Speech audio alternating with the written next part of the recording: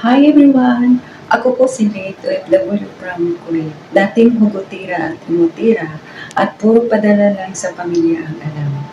Ah, Kahit sarili ko dati tinitipid ko para lang may malaki akong pera na maipadala sa aking pamilya. Pero hindi pa rin sapat. Lagi pa rin kulang at wala akong naipundar. Ngayon nang makilala ko si Fritz Rico at ang kanilang programa na Noypi, nabago po ang pananaw ko sa buhay. At natutunan ko po kung paano i-manage ng tama ang aking hard-earned money. At nagkaroon po ako ng investment na isang house and lot sa Futura Homes, Coronadal.